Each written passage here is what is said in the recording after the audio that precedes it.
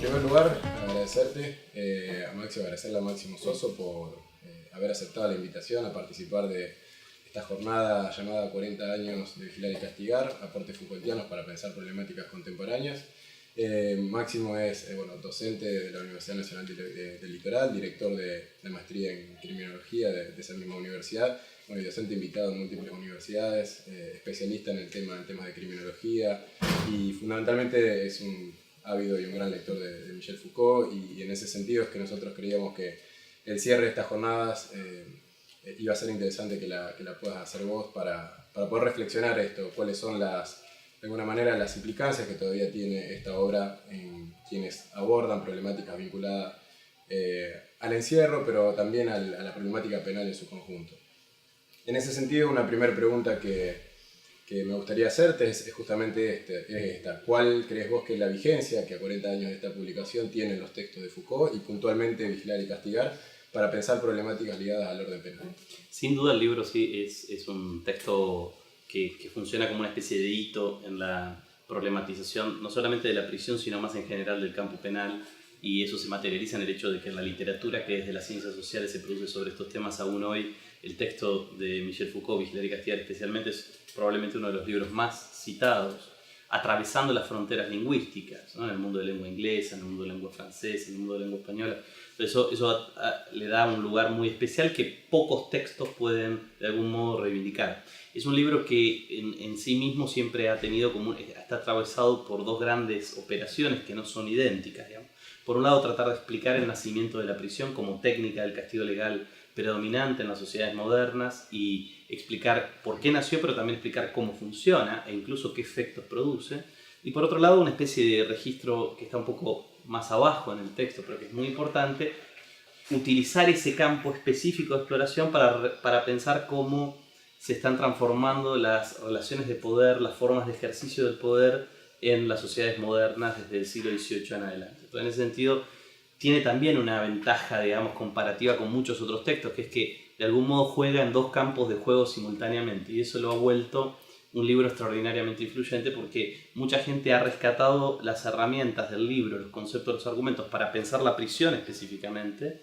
ya sea en aquel momento histórico en el cual el libro está focalizado fundamentalmente, que es el momento de nacimiento, como en la actualidad, pero también esas categorías de carácter más general acerca de las relaciones entre el poder, el saber y el sujeto han servido para imaginar además programas de investigación que son muy diferentes a explorar solamente el problema de la prisión. Entonces eso vuelve al libro un libro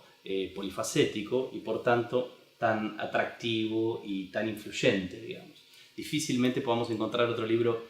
que partiendo de la penalidad haya logrado generar estos dos tipos de operaciones. Y más allá de Vigilar y Castigar, otros textos que también Foucault va a abordar, en otros textos, digo, que ya sean aquellos que se preocupó por otros discursos como el psiquiátrico, el discurso del derecho, etc.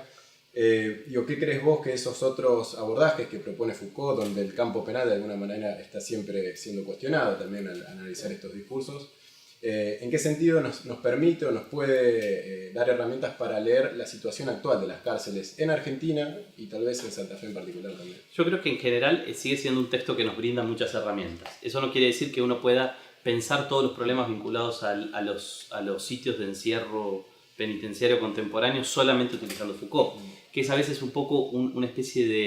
de vicio que aparece en la literatura de pensar que uno puede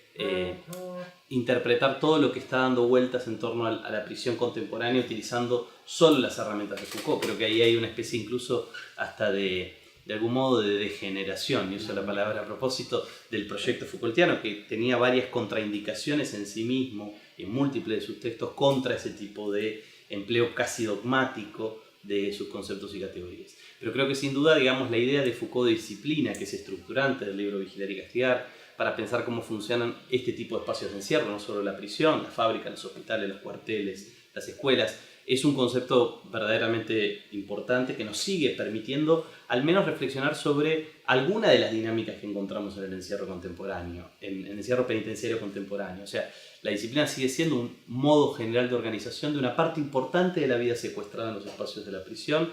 No quiere decir necesariamente que de toda la vida secuestrada, pero digamos ese ideal correccional o rehabilitador, que es en definitiva un ideal de normalización, sigue marcando los pasos del juego que se juega en la prisión y de las maneras en las cuales se ejercen distintas prácticas de sometimiento sobre las personas que están privadas de la libertad por parte de la administración penitenciaria, digamos. Eso no quiere decir, por supuesto, que el ideal rehabilitador o el ideal correccional se realice en los hechos. No quiere decir que la prisión produce no delito o no delincuente, que es de algún modo el conjunto de sueños con el cual la prisión se ha legitimado desde su mismo nacimiento. Pero sí lo que quiere decir es que esa finalidad, ese telos, más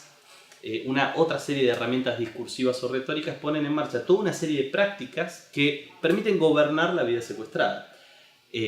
Por supuesto que hay segmentos de la prisión en donde la lógica disciplinaria parece no llegar tan claramente. Un ejemplo de eso podríamos pensarlo en torno a y volviendo un poco en tu pregunta a la referencia a la Argentina. En jurisdicciones como la Argentina, en donde hay un volumen extraordinario de personas privadas de su libertad estando procesadas y no condenadas, es decir, personas que están sometidas a un proceso penal y que técnicamente son inocentes, no son culpables. En la Argentina, en el año 2013, el 50% de las personas privadas de la libertad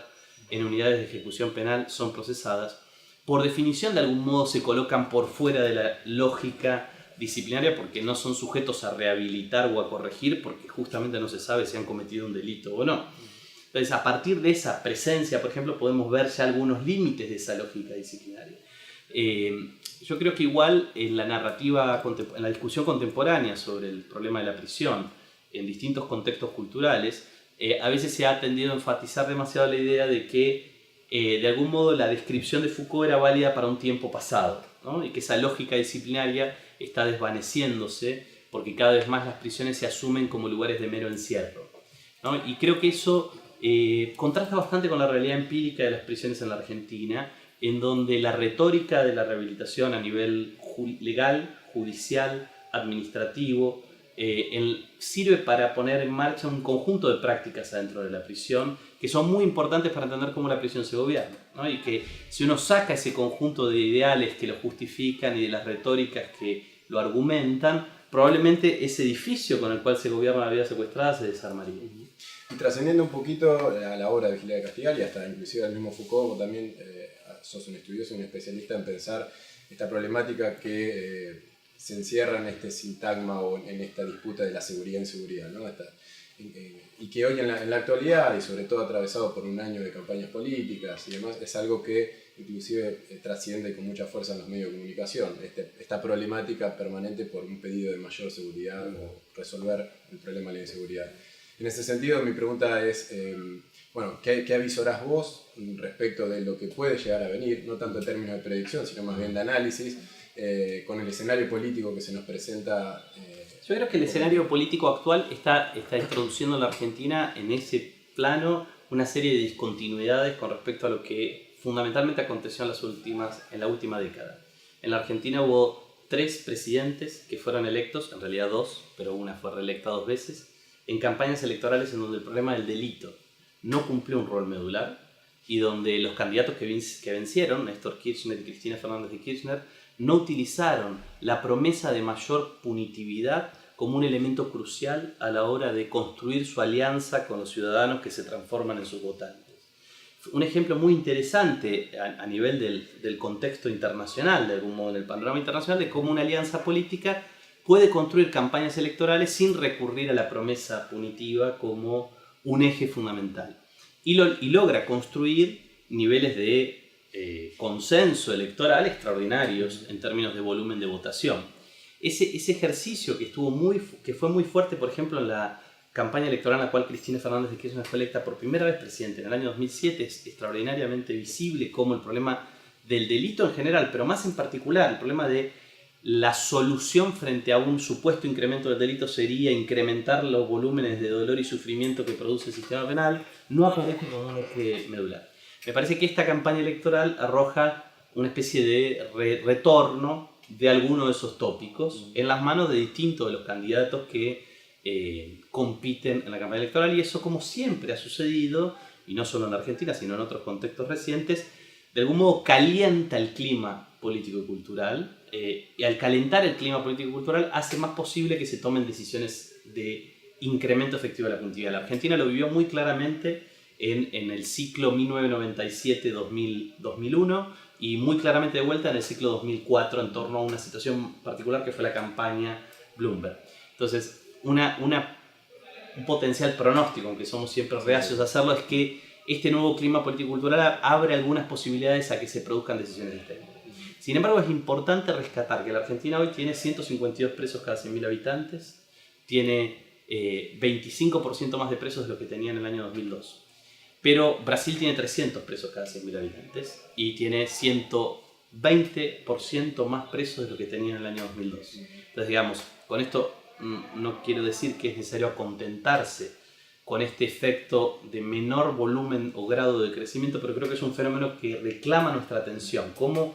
fue posible no seguir las trayectorias más terribles de algunos de nuestros vecinos? Con los cuales incluso en términos, por ejemplo, de estas alianzas políticas uno puede pensar en múltiples puntos de contacto, pero que sin embargo hay algunos elementos que lo obstaculizaron o lo obturaron. Eso no es para generar una especie de optimismo ingenuo, pero sí creo que hay algunos recursos de estos últimos años que pueden ser desenvueltos para por lo menos producir obstáculos para que el incremento de la población encarcelada, en general el incremento del dolor o el sufrimiento que produce el sistema penal, se expanda fuertemente en el futuro próximo. Bueno, muchas gracias por la entrevista y por participar de la jornada. No, gracias a ustedes por la invitación.